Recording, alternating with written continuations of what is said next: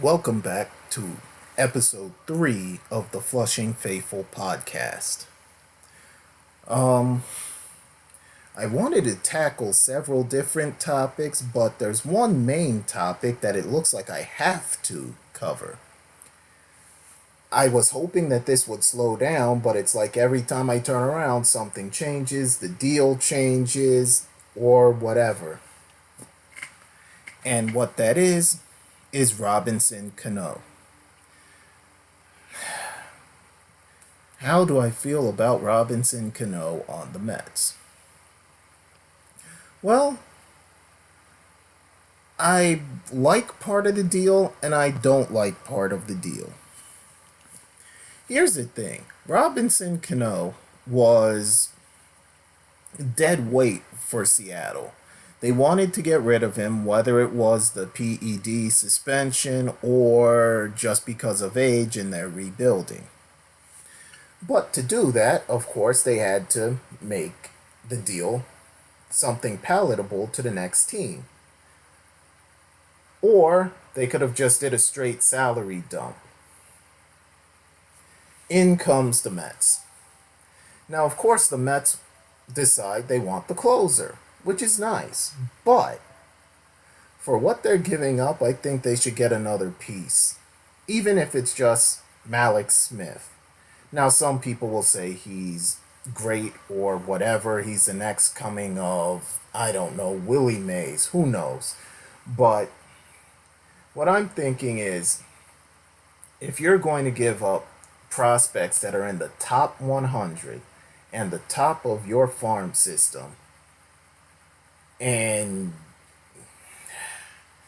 well, it's just the structure of the deal. Let's say it's Robinson Cano plus Diaz for the prospects. At that point, you would expect Seattle to kick in 50 to 75% of the salary. But it looks like the Mets are getting salary relief. Jay Bruce and Swarzak are going back. So I have a feeling what's going to happen, instead of Seattle paying half, they're going to pay half minus whatever Jay Bruce and Swarzak would get. So that still makes Cano like a 17 or $18 million player. At that price, I don't like the deal. If he was brought down to, say, 12 to 14 million, then that's the going rate for a second baseman. So, yeah, it's just hard to figure out if I like the deal or not. They gave up Dunn, who's probably projected to be a number 3. And as we know, projections are usually crap. But he is one of their top 5. And then they're giving up Kellenic, however it's pronounced. That kid looks like a hitter. I think in 2 to 3 years he might be in the majors, just hitting the ball all over the place. The guy really looks like a serious hitter. And then Swarzak, Jay Bruce, who really cares? We don't want him here anyway. But of course, as soon as they go to Seattle, they're going to have great years.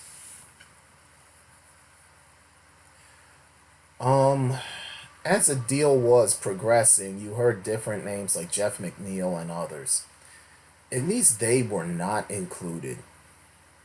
It does give the Mets a bit of a log jam, but they'll figure that out. Hopefully, the answer will be get rid of Todd Frazier. Or move Todd Frazier to first base if they feel Alonso is not ready, but judging by the way he hit this year, I think it's time. So, salary relief is good because the Mets are cheap. And they weren't going to be real players for players out on the market. They could have got, I don't know, there's this guy Daniel Murphy. But, I don't see that happening. Cano at least doesn't have knee problems. The other problem with Cano is his age. He's what, 36 or something like that? Mets have not fared well with second basemen or older players. But Cano is coming back to New York. He looked like he was okay when he played half a season for Seattle because of the suspension. And before that, he looked okay. The problem is, what if he falls off the table? Um, he's not the main cog in the deal, but he's the biggest because of the contract.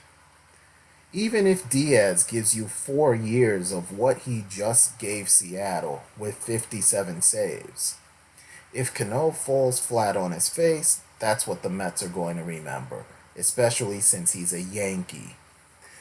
But you have to realize the second basemen who've come to the Mets have not fared well. Carlos Baerga was 28 or something, but at the time of the deal, and he looked like he never played baseball in his life. Roberto Alomar, he's another one. Came to the Mets, fell apart. Jeff Kent came to the Mets but wasn't given much of a chance, so you can't really put him on the list.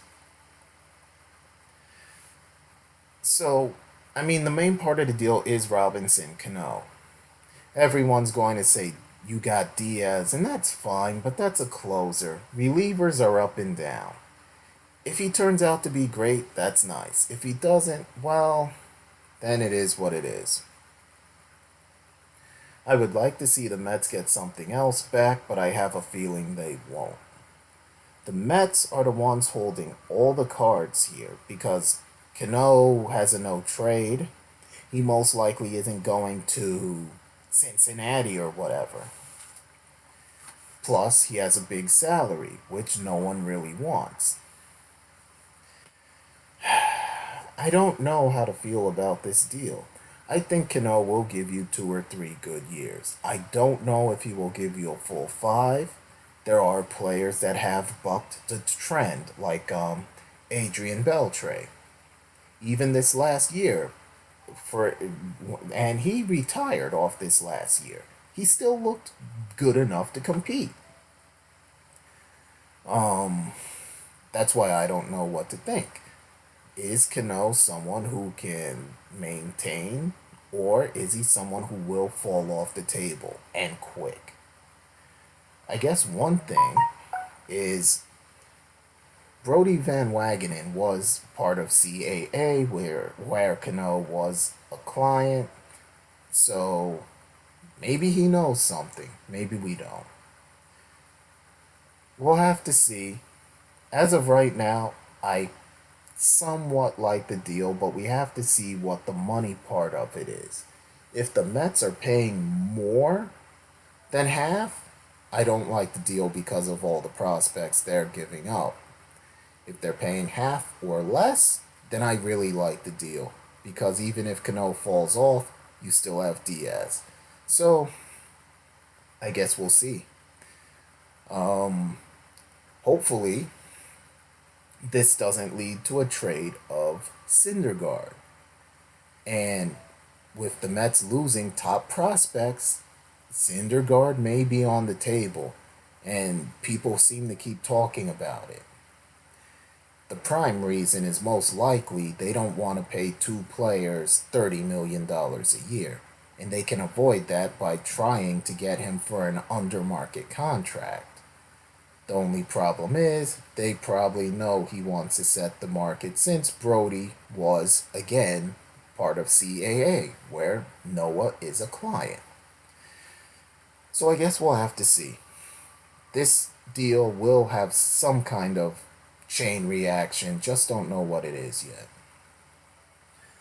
Hopefully it won't be too bad and the Mets will be in a better place by the time all this is done. So, yeah, that's my thoughts on the Robinson Cano trade. Hopefully things work out. We'll see where it goes.